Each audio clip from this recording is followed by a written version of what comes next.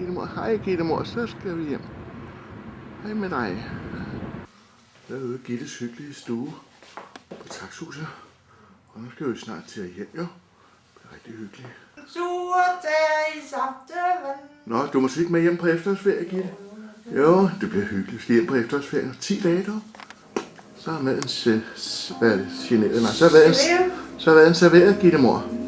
Fornemt, vi får det lige rullet ind her, dog. Så er det ikke vandløse her, ikke? Det er svært at hætte,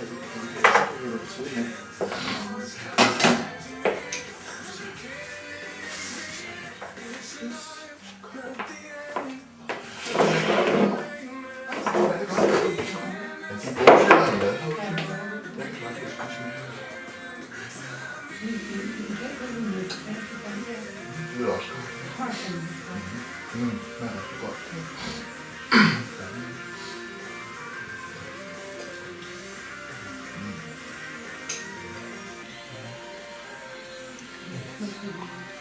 Siger du? Det er godt. Det er noget, der glider ned, det der, hva'? Ja. Ja, for sådan der. Jeg kan godt lide risvejen. Ja. Hvad siger du?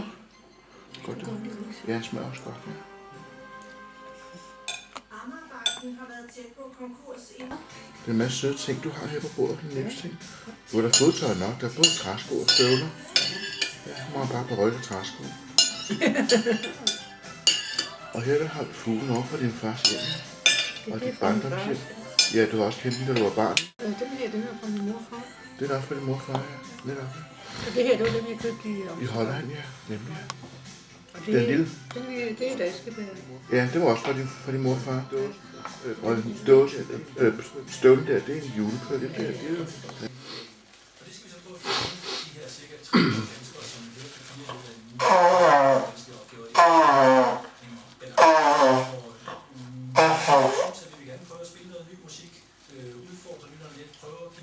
Var det dig, der sagde sådan, eller var der en elefant, der stod bagved dig, Gitte?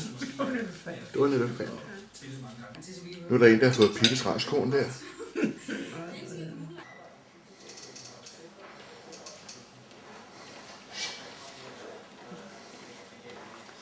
Du fik skummælk, Gitte, så godt.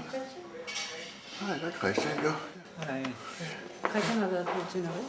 Tenerife, du ser sgu da også solbrændt ud, så må du lige have dig med. Jeg kan komme lige og filme. Okay. Okay, ja. Aha. Gitte, hvad er det, du plejer at sige med helt hår? Giv det korrekt.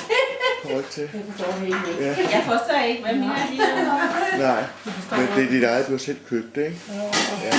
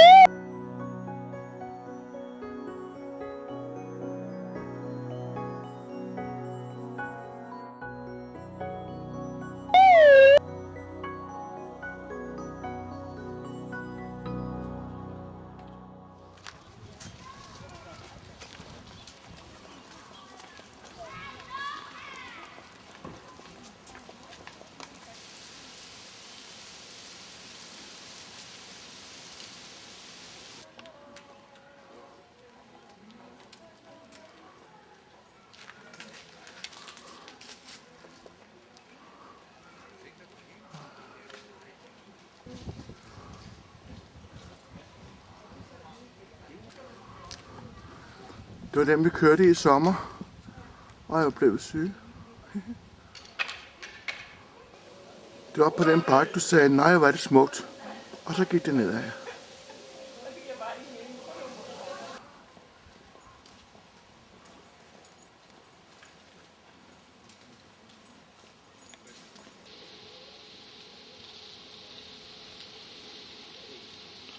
Der er rigtig flot herude på bakken med det efterår.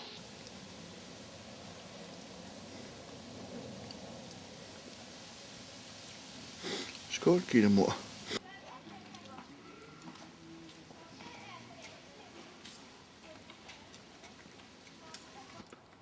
De krokodiller har ikke meget vand at have godt med, hva'? Nej.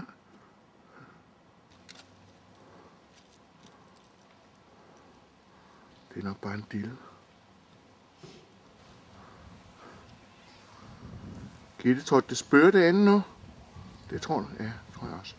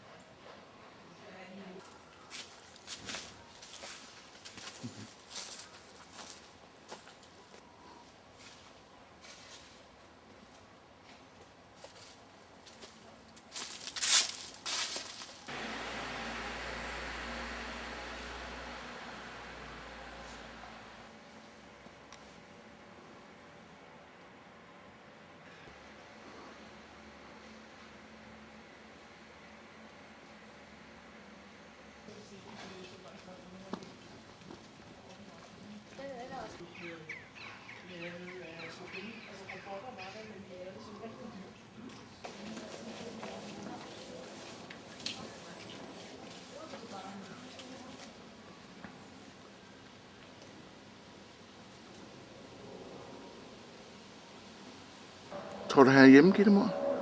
Nej, jeg tror, han er på vinterferie. Efterårsferie. Det ser sgu noget muligt ud. Ja, det gør jeg. Jeg tror ikke, vi kan få kaffe og lavkage derinde i dag på Bøgelø. Det tror jeg ikke, der. Ja, der er Peter Lips hus deroppe bagved. Jeg har bare i aften. Har du ikke været inde? Jeg skal prøve at gå derind. Få en kop kaffe. Ja, det må være koldt. Der er rigtig hyggeligt herinde, Peter Lips. Ja, det er noget, vi kan bruge os to. Hvad blev regningen? 114. Ja. Ja, ja. Har vi råd til det? Ja. Det må være Claus Hjort, den.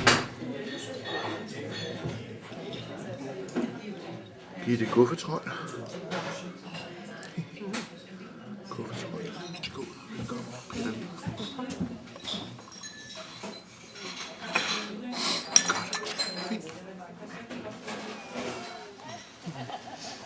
Bare må have råd til en hestevognstur. Det var sjovt.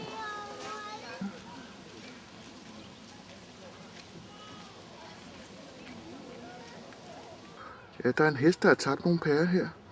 De duer hverken som gartner eller elektriker. De tager pærerne. Ja. Det er ligesom træerne. De kan ikke blive blad. De kan ikke komme blade. Det bliver avisbåde, for de tager bladene. Ej, det er nu ikke en krokodille. Det er bare en gammel frønne træstamme.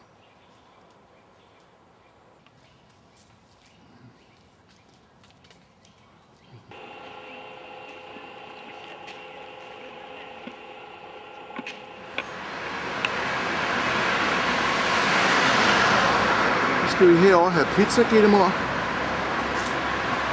Bare gå i forvejen til det.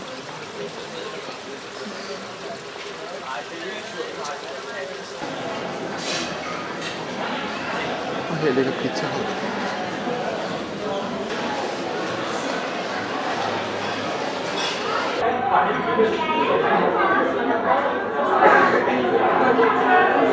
Det er en American Lovers Pizza med bacon og kylling og mozzarellaost. Og det er en rigtig stor med masser af mad i. Super lækkert. Det er rigtig godt. Det ser ud som om Gitte, hun ikke kan klare med at barbecue-pizza nu. Fuldstændig mæt. Og der er endda en halv pizza tilbage nu. Nu må have den med hjem i en pose, så får den det morgen med mælk på.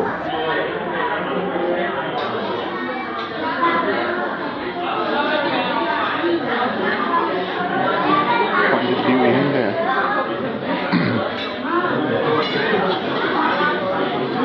Der er en kodermus.